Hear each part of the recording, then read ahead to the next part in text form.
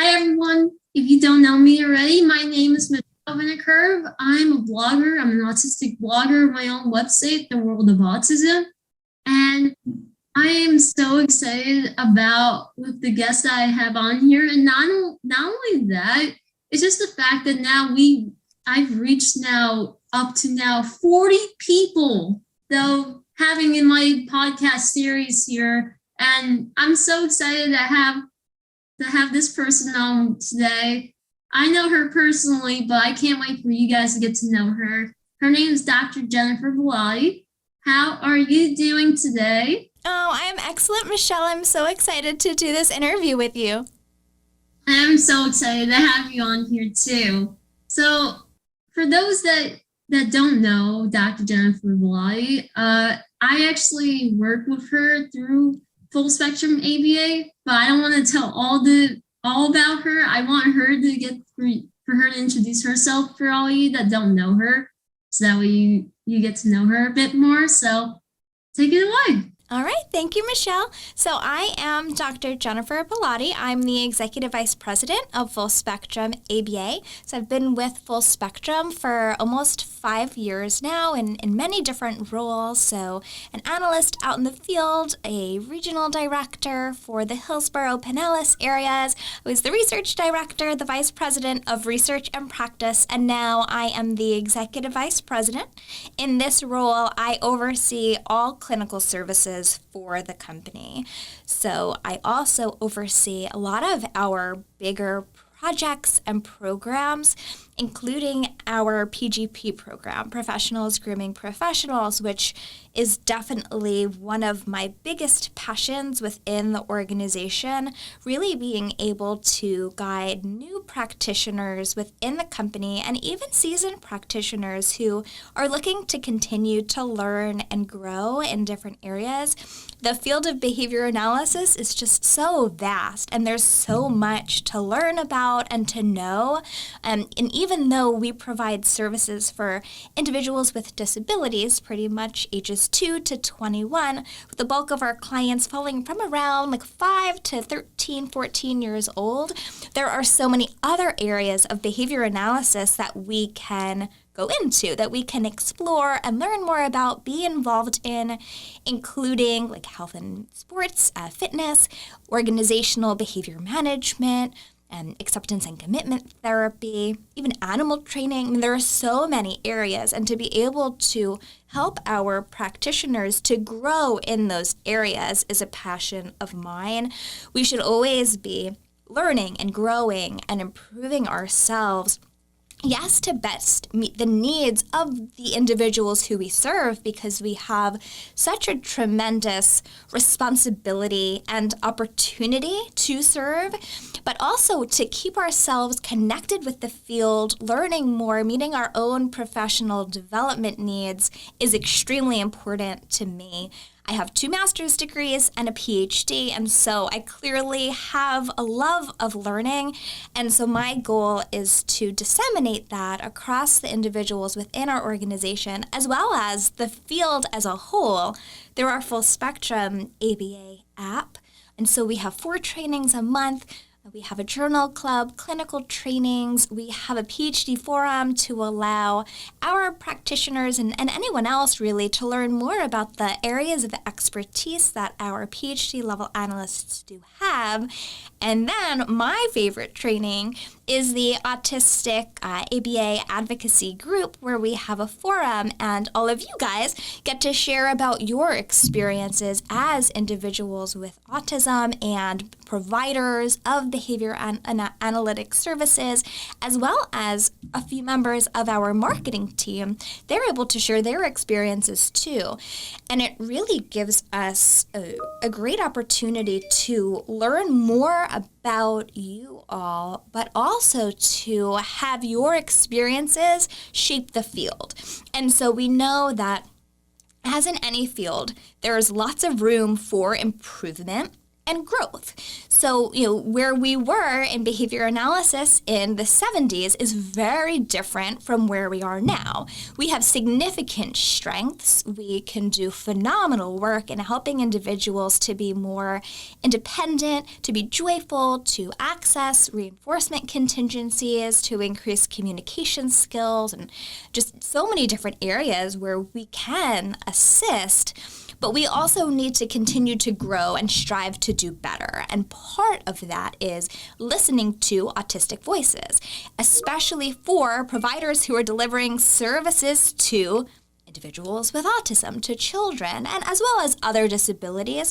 And we're active in hiring adults who have different disabilities, not just autism, as well as serving individuals regardless of the diagnoses that they have, because behavior analysis, we address behavior. And so we can work with a typically developing individual. We can work with an individual who might have a diagnosis of Down syndrome or ADHD or autism. And just because you are working with and have met, as you know, like this the saying, and it's so true, if you've met one individual with autism, you have met one individual with autism. We are all individual, right? And so we have unique characteristics, we have our own strengths and weaknesses, and we want to teach to our strengths and help to ameliorate some of those deficits so that they can potentially become strengths, but really looking at being flexible in our approach and making sure that we are always meeting the needs of the specific individual who we are serving. And then, of course, as you know, Michelle, we have several other programs within the organization. We have Bible-based ABA, which is a passion of mine as well, really helping individuals with different diagnoses and differences to be included in the religious organizations if that is a value of theirs and their families. So really making sure that just because an individual has a disability, they can access all environments that a typically developing individual has access to. And they can be supported and successful in those environments. So really always embedding ourselves in the client's natural environment to help them to be successful and thrive. We have the Women Entrepreneurship podcast and program where I provide mentorship to women who are looking to improve in their skills, their leadership abilities, looking to kind of climb the ladder and move into leadership positions, potentially open up their own business one day. And so we support our providers if they are interested in having their own business, which is pretty cool to me because there's just so many clients who need services. And so we should always be looking at service delivery as collaboration and not competition. So that is an area that we're involved in as well. And just lots of different areas of the organization, bilingual ABA, where we have 11 different languages spoken within the organization, a lot of Spanish-speaking providers, and in our corporate office as well, because we have so many people who speak Spanish within the state of Florida. And so I could talk about the company and myself for a while, but I will turn it over to you. It's all good. It's all good because that's what, as people, there's, as more ABA companies are popping up as much as with the autism population is increasing. So for me, with my experiences with full spectrum, I love how much we pinpoint different areas, not even just for clients, but also for employees too, about how much you're not only to help clients grow, but to help employees grow too, and all these different opportunities through trainings, through the podcast, to all the forums and everything. That's, I think that's what makes full spectrum stand out so much. And, I always have been such a believer about with ABA, how it's used every day in our lives. And I think that's a very big misconception to a lot of people from the autism population. And I think you could agree about that, about how with ABA therapy, how it's just, you think it's all about just with like rewards and stuff like that, but it's not. Well, we actually use ABA every day in our lives without even knowing that we do that. Like there are different contingencies that are used in any situation like that. We don't realize that we do that. Right, like showing up to work. We when we show up to work, we end up receiving a paycheck, right? And so there's a reinforcement contingency there. Even looking at our motivation to be successful, there are reinforcement contingencies in place where maybe we are avoiding some type of punishment contingency, or we're receiving some type of positive praise. Maybe we're receiving a promotion. Maybe it's the internal motivation where we are seeing our clients grow and be successful. And so that is reinforcing our behavior of really being motivated in the field to continue to put our best effort forward. But yeah, absolutely. It is all, I always say, it's all behavior. So yes, most ABA therapists do specialize in delivering therapy for individuals with autism. However, especially within the state of Florida, we can provide services for individuals with different diagnoses. They still qualify to receive services under their insurance. And so ABA is certainly not just for autism, but not even just for children with disabilities and individuals with disabilities, because we can address behavior in all different areas. So I love that you made that point to have a better understanding of how comprehensive behavior analysis really is.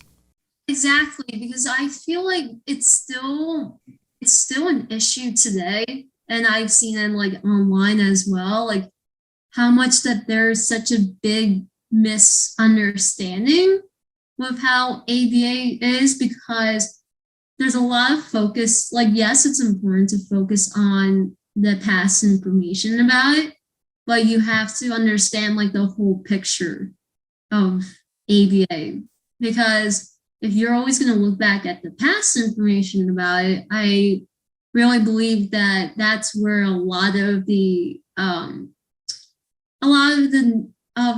views that people think of with ABA is still there, and that's why. But understanding from the whole picture of it makes it a really big difference. And ABA is not like, and especially like for therapy purposes, and for me, like I received ABA therapy personally myself when I was little, and how it was for me like 20 years ago is not the same as it is today, especially from, I know with myself being in RBT, that it's changed a lot since receiving therapy myself like 20 years ago. Like a lot of like how much that the field like evolves, and it is amazing, and how much the fact that listening to autistic voices, that people who are able to share their experiences like myself, I just feel like it has been making such a difference because of all the services that are out there, and like how much it's helping people. That's another thing that I'm a big believer about is early intervention services, because like the fact of like how much that I like grew from like how much with the therapist helping me in my life and everything in all areas. So I'm just very grateful how much the field has evolved. And so I actually want to ask you this question for you because of how much that you love being in the ABA field yourself. So like what really inspired you so much to go into applied behavior analysis? So My journey was probably a little different than other people because I didn't know what behavior analysis was early on. And so I didn't really have the opportunity to decide that I wanted to be in behavior analysis in maybe high school or in undergrad. But I had tried out a couple different majors and landed on behavior analysis. And so I was planning on being a teacher. I really loved education. Then I knew I wanted to learn more about and go into psychology and kind of combine the two, education and psych. And so I had explored school counseling and I had explored school psychology. I started working as a school psychologist. And in my master's program for school psych, I had a professor who was both a school psychologist and a behavior analyst. And his philosophy really was that, and the same as us today, there are no bad kids. Right? There are children and adolescents who are engaging in behaviors because they have not been met, the contingencies for reinforcement have not been put in place, right? So if we are looking at an individual who is engaging in aggression or tantrums or call-outs, maybe they're getting attention for that. Maybe their behavior is being met with escape from some type of a demand that's not preferred. And they don't have the communication skills to adequately and effectively express their wants and needs in an appropriate way for those behaviors to be reinforced. And so we need to look at the entire environment and say, all right, this is what is going on, and these are the changes that we need to make to help the individual to be successful. The learner is always right. And I just loved that because it was my experience too, and similar to you and what you're doing now. I had started out, so I was in New York and I had worked as a teaching assistant or paraprofessional. There it's called TA. And so I was working with a lot of the students who would be considered to be bad. And to me, they weren't bad. They just weren't supported in the way that they needed to be. And these were individuals who were classified like emotionally and behaviorally disturbed, and some kids with ADHD and different like learning disabilities, whatnot. And they were just having difficulty. And I wanted to figure out what is it that we can do. And I wanted to work with them individually to really be able to examine the environment in a very complete and comprehensive way, and then individualize interventions for them. And luckily, I had the opportunity to work as a one-on-one a couple times and to implement behavioral interventions even in that role as I was learning. And then I just fell in love with it. The way that we look at observable behaviors. We are very objective and scientific in our approach. We do not place blame. And that is something that's really important because all behavior analysts, at least if you're doing what you're supposed to really, and your heart is in the right place, like most of ours are. And there are some people in any field who aren't doing the right thing. And unfortunately, the field sometimes suffers because of that. But our philosophy is the learner is always right. We need to figure out how to help them to be successful and thrive in all environments. And so the objective data collection, the individualized interventions, looking at the environment and really getting a very comprehensive and complete picture made me want to become a behavior analyst. And so I started a certificate program in New York, turned that into a master's because I had wanted to get a PhD as well and needed some research experience, needed a thesis.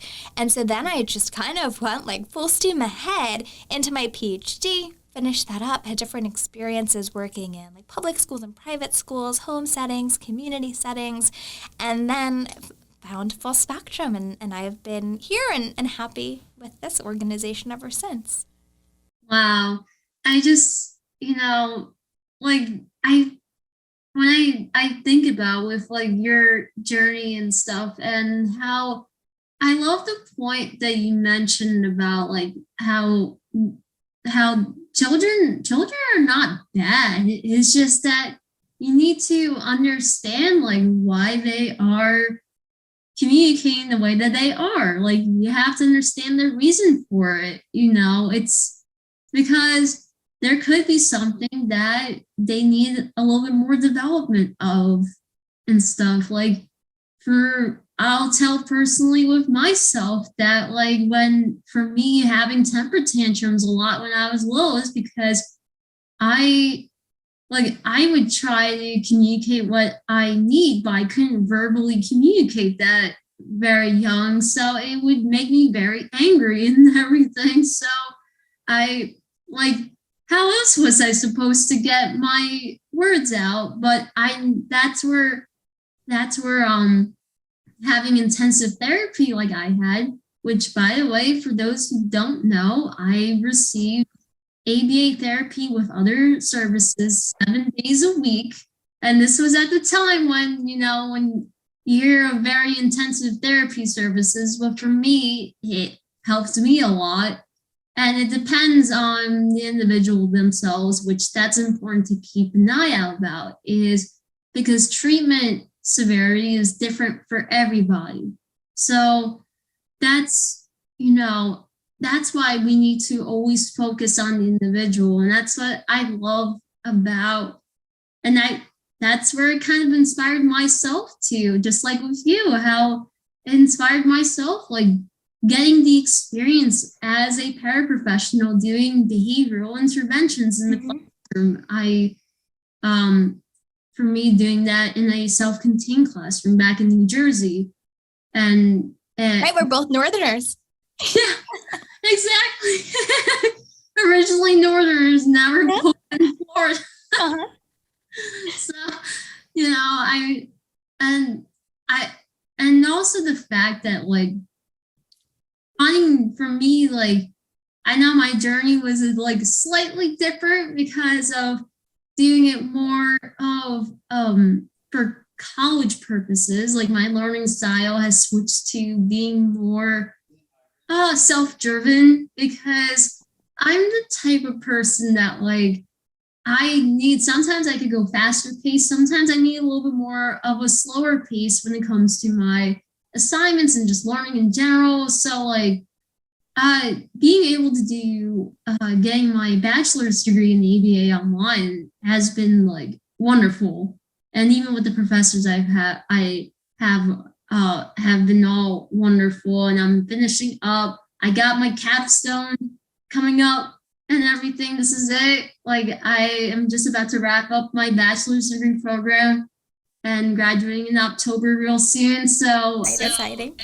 it is very exciting. And it just, going back to, again, like, how much with what I've been learning, like, even in person, like providing therapy as well, about how much more individualized it's become, because not every client is going to have the same outcome or result when it comes to these services. So that's why, where that saying goes again, how the learner is always right. Like, we need to listen to what they need and to respond to them by providing, like, the skills that we need to help them work on and develop.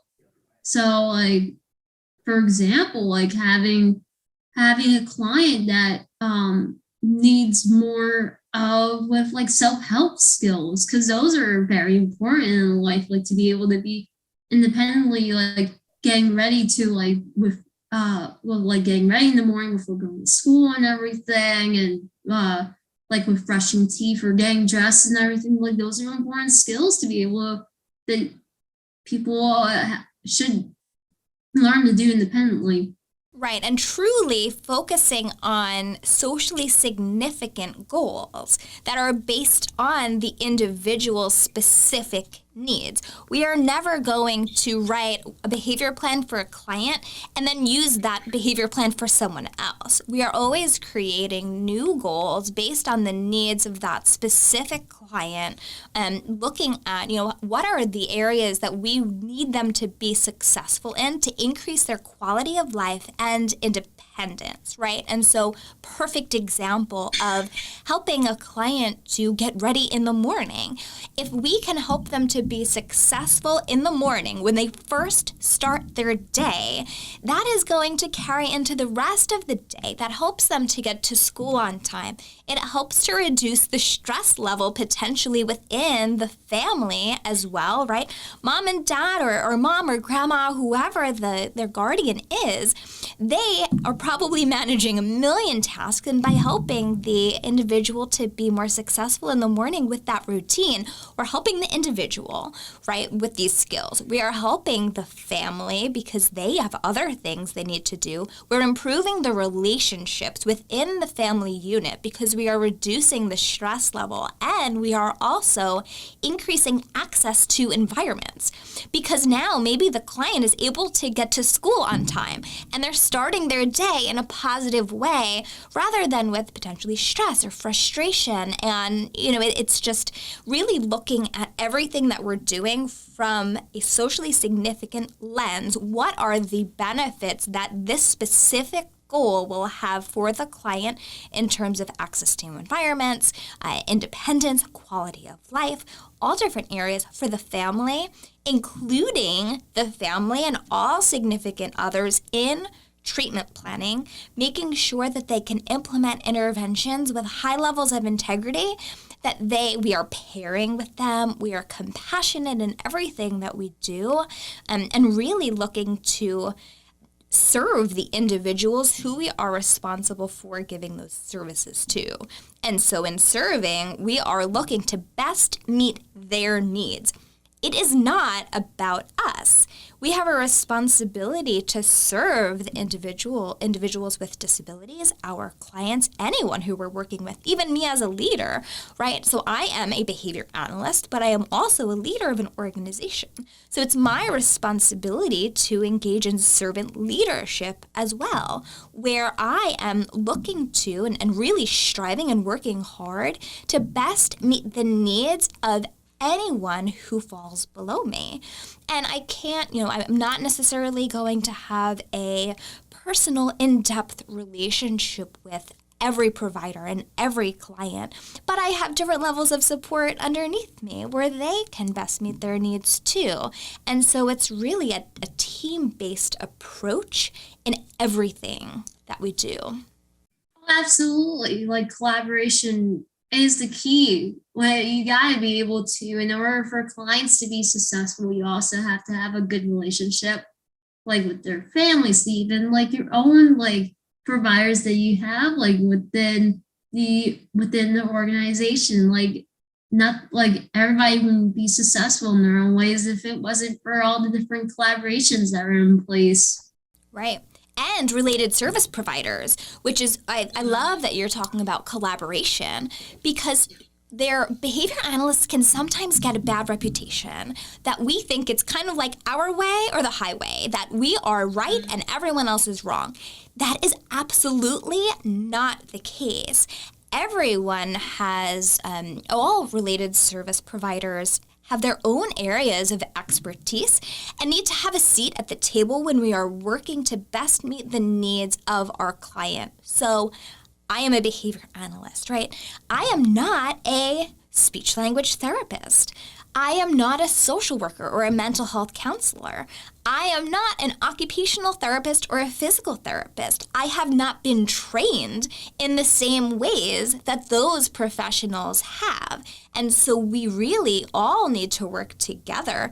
The parents, teachers, paras, administrators, related service providers, to best meet the needs of that specific individual who we really are looking to serve.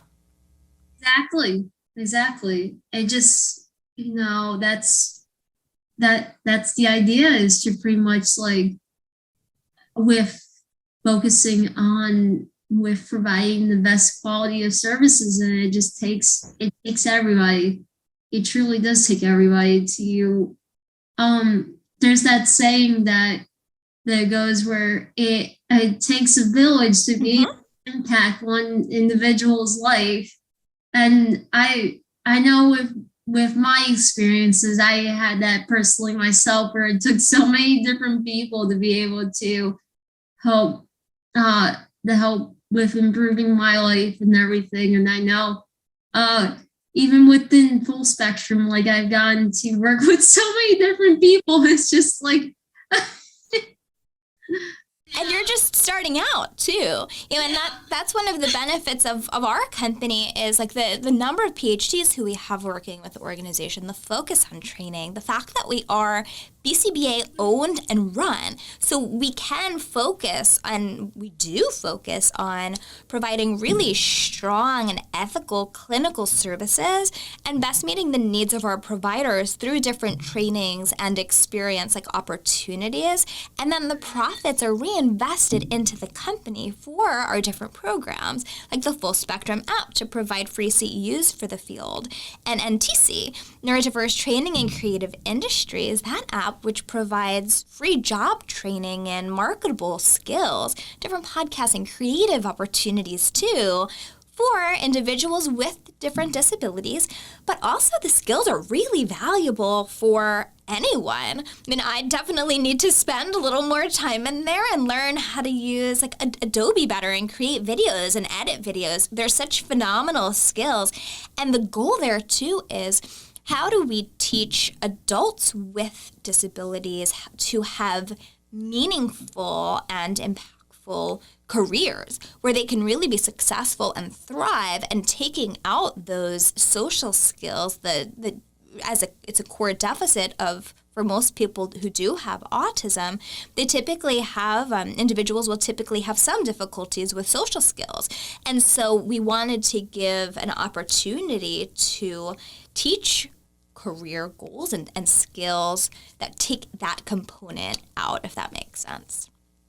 Yes, that does make sense. And I hope for everybody to download those two apps that we have, because they are amazing and you can definitely get very valuable resources out of them to be able to help yourself develop too. Or from all different trainings to even listening to podcasts that we have going on, or even checking out with blogs that I got with my own blogs that are being out there on Full Spectrum's app and everything. So make sure that you guys check them out.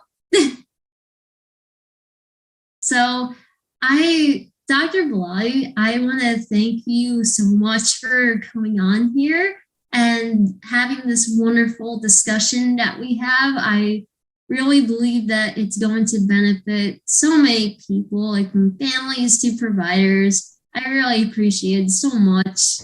Absolutely, Michelle. Well, you know how much I appreciate you.